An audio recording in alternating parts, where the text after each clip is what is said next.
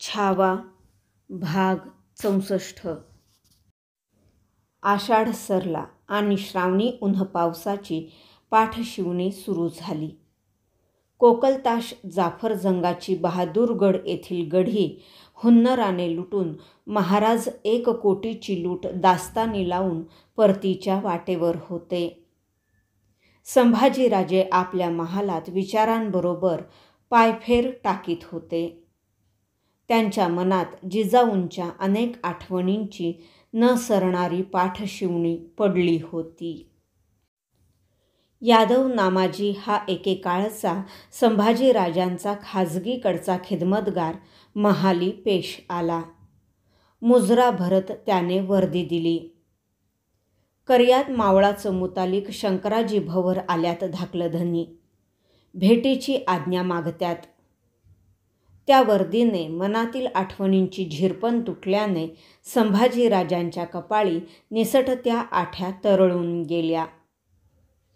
आपलं युवराजपण बांधून घेत त्यांनी आज्ञा दिली, पेश येऊ द्या त्यांना. अदबीनं मुजरा भरत बाहेर उभा असलेला शंकराजी आत आला. भेटीचा हेत खुला करत म्हणाला, कर्यात मावळाचं देशकुलकर्ण दरबारी हात रोख्याकारनं नडून आहे युवराज. महाराजांची स्वारी गडावर नाही. कोण अडचण आहे हात रोख्यास? संभाजीराजांनी शंकराजीच्या पगडीभर नजरेचा फेर टाकीत विचारले. यादव नामाजी मध्येच बोलला, कर्यात मावळाचं मिरासी कुलकर्णी रंगभट ठकार वारलं. शंकराजी मुतालिक म्हणून त्यांच्या फडात चाकरीस आहेत. रंगभटासनी कुणी वारस राहिला नाही. मुतालिक म्हणून त्यांच्या व्यवहाराची समधी शंकराजींसनी माहिती आहे. त्यासाठीनं त्यांची अर्जी आहे की. बोलता बोलता तो थांबला. काय अर्जी आहे? संभाजीराजांनी शांतपणे विचारले. कर्यात मावळाच्या देशकुलकर्णपणाचा मिरासी हात रोखा आमच्या नावे करून मिळाला तर चाकरास अधिकारानं स्वामींची सेवा करता येईल. यादव नामाजी पुढे झाला. त्याने शंकराजीच्या हातातील कागदांच्या वळ्यांची थैली आपल्या हाती घेतली. संभाजीराजांच्या समोर येऊन थैलीतील कागद बाहेर काढून शंकराजी हे रंगभटाचे मुतालिक आहेत, बेवारस कुलकर्ण त्यांच्या नावे करणे आवश्यक आहे हे युवराजांना पटवून दिले. यादव नामदेऊ, तुम्ही चिटणीसांना आमचा निरोप द्या. हात रोखे करून दस्तुरासाठी आमच्याकडे पाठवून देण्यास सांगा. शंकराजी, कोणत्याही भातेनं कुलकर्णीपणाचं काम नडू देऊ नका. जी. शंकराजी आणि यादव संभाजीराजांना मुजरे देत बाहेर पडले. संध्याकाळपर्यंत हात रोखे तयार झाले. संभाजीराजांनी ते वाचून त्यावर दस्तूर देणारी निशाणी लावली. रंगभट ठकारांचा मुतालिक शंकराजी भवर कर्यात मावळाचा कुलकर्णी म्हणून रायगड उतरला. जिजाऊंच्या बैठकीला नेहमीच्या दिवट्यांचा रिवाज द्यायला महाराणी सोयराबाई, संभाजीराजे, येसूबाई, पुतळाबाई, रामराजे असे सारे राजकुळ जमले होते. सारे महाराजांची वाट बघत होते. कल्याण भिवंडीवर मोगलांनी केलेल्या जाळपोळ लुटालुटीचा करिणा घेण्यात राजांना यायला थोडा वेळ लागला होता. राजे महालात लगबगीने प्रवेशले. रिवाज नसताना आज त्यांच्याबरोबर सरपोसाने झाकले तबक घेतलेल्या हुजऱ्यासह मोरोपंत पेशवेही महालात आले. साऱ्यांनी बैठकीला दिवट्याचा मान दिला. राणीवशात सावरत्या पदराने उभ्या असलेल्या येसूबाईंच्याकडे बघत राजे बांधील म्हणाले, सूनबाई, अशा पुढे या. येसूबाईंच्या कपाळीचे कुंकूपट्टे चळवळले. ठीक पदर महाराजांच्या आदरासाठी त्यांनी पुन्हा एकवार ठीक केला आणि त्या बैठकीजवळ पुढेशा झाल्या. तुम्हास बघितले की आम्हाला मासाहेबांची याद येते सूनबाई. मोकळ्या बैठकीकडे बघत महाराज म्हणाले. म्हणून त्यांना साक्षी ठेवून एक जबाबदारी आम्ही तुमच्यावर टाकावी म्हणतो. आपली कराल? जी. नजर खाली ठेवून येसूबाईंनी हुंकार भरला. आमची शिक्के कट्यार आजपासून आम्ही तुमच्या सुपूर्द करतो आहोत. ध्यानी ठेवा, या शिक्के कट्यारीवर शेकडोंचे प्राण विसंबून आहेत. त्यांचा भार पेलण्यासाठी मासाहेबांचे आशीर्वाद मागून घ्या, तुम्हास यश येईल. महालातील साऱ्यांच्या नजरा भावेश्वरीसारख्या उभ्या असलेल्या येसूबाईंच्यावर खिळल्या. येसूबाईंचे मन आबासाहेबांच्या विश्वासाला आपण पात्र आहोत हे ऐकताना दाटून आले. आबा, त्यांच्या गळ्यातील सादही अर्धवट राहिली. बोलू नका, घ्या. मोरोपंतांनी सरपोस हटविलेल्या हुजऱ्याने सामोरे धरलेल्या शिक्के कट्यारीच्या तबकाकडे हात रोख देत महाराज म्हणाले. भाबड्या येसूबाई भांबावल्या. श्रींच्या आऊसाहेबांच्या राज्याचे ते मानदान कसे आपलेसे करावे या विचाराने गोंधळल्या.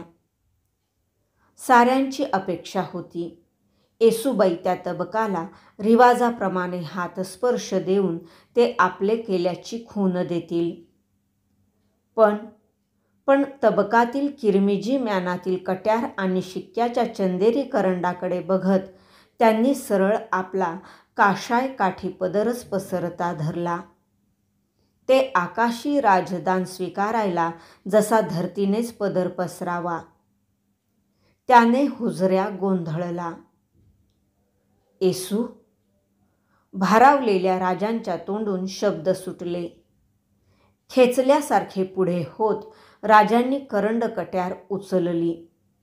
येसूबाईंच्या समर्थ पदरात ती स्वतः सोडताना राजांच्या तोंडून बोल सुटले, थेट जिजाऊंच्या सारखे. विजयवंत व्हा. येसूबाईंनी बैठकीला 3 वार नमस्कार केला. मग महाराजांना साऱ्या मामीसाहेबांसह आपल्या स्वारीला नमस्कार केला. समाधानाने महाराज निघून गेले. राजकुल महालाबाहेर पडले. तेथून आपल्या महालात फुंफाटत आलेल्या सोयराबाईंनी अगोदर कमरेला दाटलेला सोनपट्टा आकड्यातून उकलला. चंद्रादासीच्या हाती तो देताना हुसकारा सोडीत त्या तिला की स्वतःलाच म्हणाल्या ते त्यांचे त्यांनाच माहीत, पण उद्गारल्या, शिक्के कट्यार. आपल्या वाड्याच्या सदरेवर महाराज बसले होते. सदरी बैठकीसमोर मोरोपंत, अण्णाजी, बाळाजी ही मंडळी होती. निराजी पंतांची तब्येत ढासळल्याची खबर आहे. आपल्या गावी ते अंथरूण धरून आहेत. मोरोपंतांनी वृत्तांत कानी घातला. तो ऐकून राजे चिंतागत झाले. बाळाजी, निराजी पंतांच्या गावी हारकारा धाडून त्यांच्या तब्येतीची वाजीपुशी घ्या. दवादारूची हयगय न होईल तसे करणेस लिहा. महाराजांनी चिटणीसांना सांगितले. एकीकडे जिजाऊंची आठवण, दुसरीकडे डिवचलेल्या बहादूर खानाच्या मराठी मुलखातील हालचाली, प्रतापगडावर पडलेली वीज, अशा विचित्र विचारांची त्यांच्या मनात भेसळ झाली होती.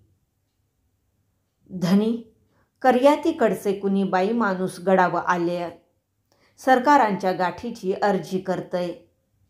महाराजांचा खाजगी खिदमतगार खंडोजी दाभाडे याने वर्दी दिली. घेऊन या त्यांना, म्हणत महाराजांनी समोरच्या मंडळींवर नजर फिरविली. तिचा इशारा ओळखून सारे सदरे बाहेर पडले. तांबडे आलवण नेसलेल्या एका उजाड कपाळाच्या उतार ब्राह्मण स्त्रीला खंडोजीने पेश केले. आपले वैधव्य, जे सांगायचे ते सांगणे विसरून क्षणभर बाई महाराजांना डोळाभर बघतच राहिली. बाई, आपण कोण? कोण वजेनं येणं केलत? पाचाडातून वर्दी दिली असतीत तर आम्ही मेणा पाठविला असता. महाराजांनी आस्थेने विचारपूस केली. आम्ही कर्यात मावळाच्या देशकुलकर्ण्यांकडच्या जानकीबाई. सौभाग्य गेलं नि उघड्या पडलो. स्वामींच्या पायांशी न्यायाची दाद मागण्यासाठी येथवर आलो. बोला, बेअंदेश साफ बोला बाई. राजमुद्रा निर्धारी झाली. पाठीशी गिरदीला रेललेले महाराज ते ऐकताच गिरदी सोडून पुढे झाले. जानकीबाईला ते ऐकून धीर आला. कसे सांगावे याची बांधणी करण्यासाठी ती क्षणभर घोटाळली. आमचे मालक स्वामींच्या चाकरीत होते, देशकुलकर्णी म्हणून. त्यांच्या फडात मुतालिक म्हणून चाकरीस असलेला शंकराजी भवर आमच्या ध्यानीमनी नसता एकाएकी मिरासी देशकुलकर्णी झाला आहे. आम्हास जुमानीचा झाला आहे. आम्हास मावळ सोडण्याचा दपटशा देतो आहे. खुद्द दरबारानेच त्याला हातरोखा दिल्याचं ऐकल्यानं आमची जबानच बंद झाली.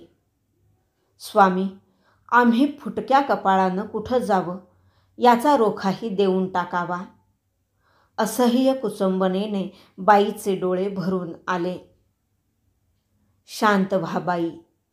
तुम्ही आमच्या आईसाहेबांसारख्या आहात. तुम्हास न्याय मिळेल.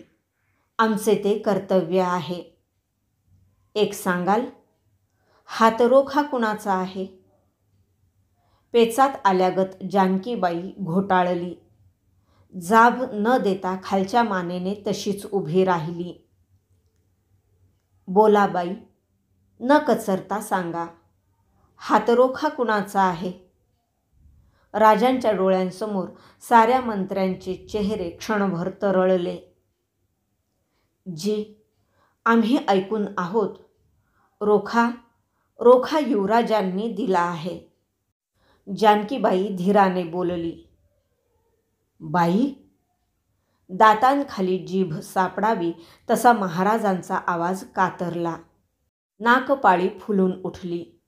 क्षणापूर्वी निराजीपंतांच्या तब्येतीची आच लागल्याने मायेची चिंता व्यक्त करणाऱ्या छत्रपतींचे अंग राजसंतापाने सौम्य थरथरू लागले.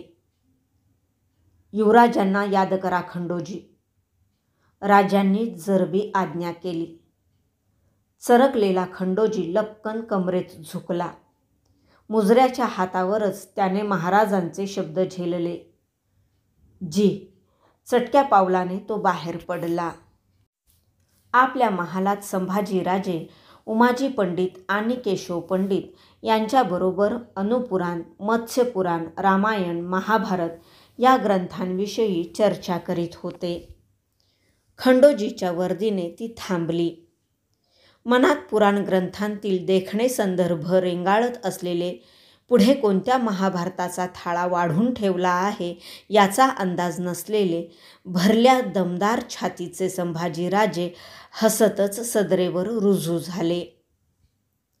यांना ओळखलत? त्यांचा मुजराही भरू न देता जानकीबाईकडे बोट रोखत महाराजांनी विचारले. संभाजीराजांचे हसणे त्या बदलत्या आवाजाने आणि राजांच्या नुसत्या दर्शनाने ओठातच मुरले. त्यांनी जानकीबाईवर नजरफेर टाकला. जी, नाही. पडेल आवाजात त्यांनी उत्तर दिले. ह्या जानकीबाई कर्यात मावळच्या देशकुलकर्ण्यांच्या विधवा.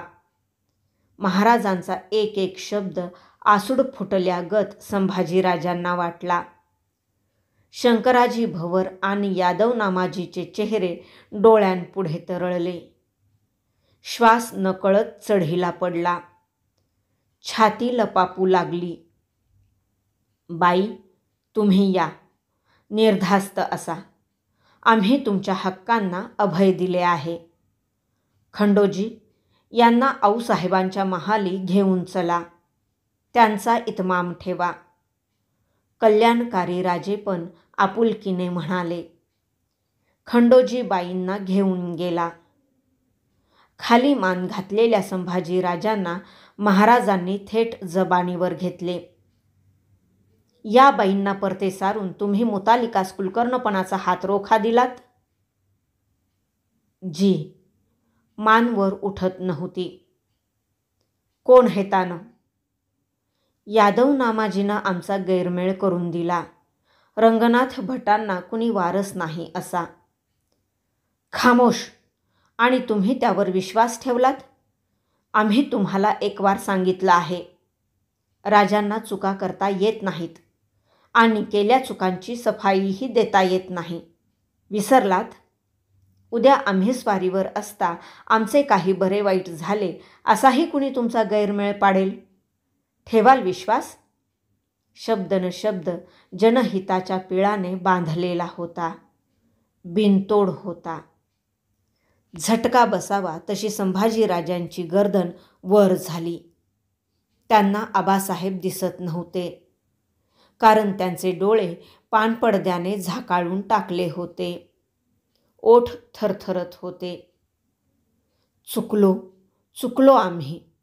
मुश्किलीने एक एक घोगरा शब्द त्यांच्या घशातून बाहेर पडला. ठण ठण ठण.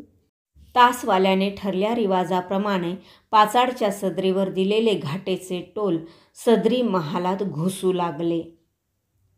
ह्या टोलांच्या रूपाने जणू जिजाऊ साहेबच सदरेवर प्रवेशत होत्या. संभाजी राजांच्या पाठीवर हात ठेवून पदर चिमटीने सावरीत म्हणत होत्या, राजे, आम्ही कधी काही मागणं टाकलं नाही. आज एक टाकतो आहोत. आमच्या शंभूराजांच्या आऊ आता तुम्ही व्हा. आम्ही थोरल्या सूनबाईंच्या शब्दात आहोत. टोलाबरोबर महाराज आणि संभाजीराजे दोघांच्याही अंगभर काटा फुलला होता. दोन घडीव मूर्तींसारखे ते एकमेकांकडे अचळ बघत राहिले. छत्रपती महाराज बैठक सोडून चालत संभाजीराजांच्या जवळ आले. त्यांचा खांदा हळुवार थोपटीत म्हणाले, चला, माचीवर जाणे आहे. आणि ते दोघेही भुते चालू लागले माचीकडे. बाळाजींनी संध्याकाळी राजांच्या दस्तुरासाठी आणलेल्या कर्यात मावळाच्या सुभेदाराला लिहिलेल्या फरमानात मजकूर होता. तेथील कुलकर्ण जानकी कोमरंगभट ठकार हिचेच मिरासी असे. शंकराजी भवर याने नेला हात रोखा रद्दबातल समजून तो रोखून धरणे. शंकराजी मोतालिकच असे. त्याचकडून बाईस कोणेविषयी दपटशा नव होय तसे करणे. त्या फरमानाची एक प्रत घेऊन जानकीबाई नगारखान्याच्या जरीपटक्याकडे समाधानाने बघत रायगड उतरू लागली. भाग 64 समाप्त.